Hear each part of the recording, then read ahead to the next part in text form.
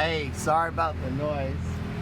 There's a topic on YouTube that I figured I'd address, and I really didn't want to get into it because I don't really feel as though I'm skilled enough at skateboarding to talk about it.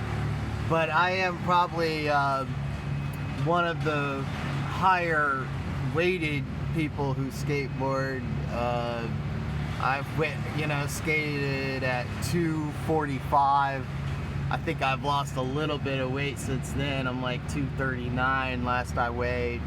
But what I wanted to say is that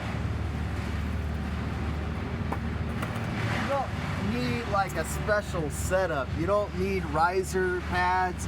You don't have to have a cruiser board. And so I've learned, size is somewhat of a preference. This one even feels a little big for me, and it's only personal preference.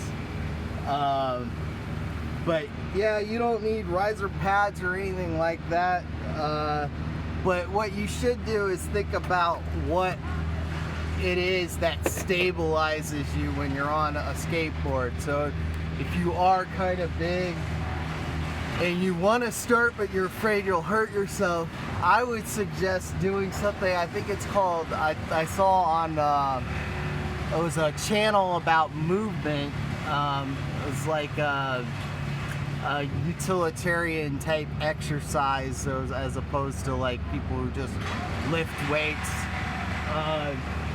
But I think it was called a skater jump, and you start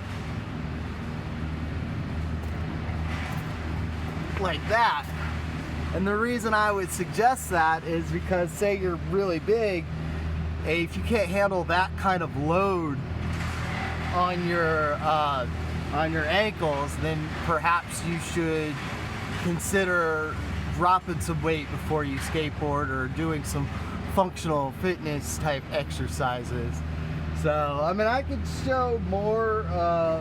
Here's something that I don't see often, I saw online, but if you want to start slow,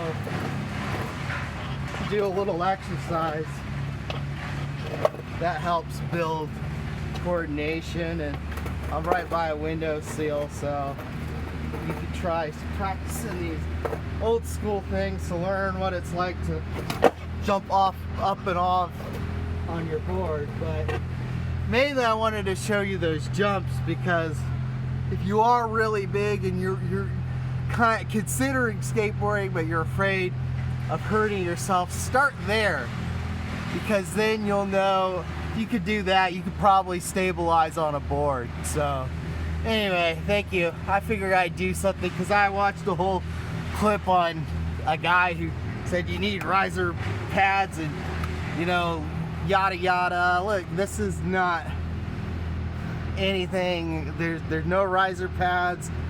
The wheels aren't that big, and I'm still learning myself. But as an amateur and somebody who's bigger than the average skateboarder, I would suggest those little exercises.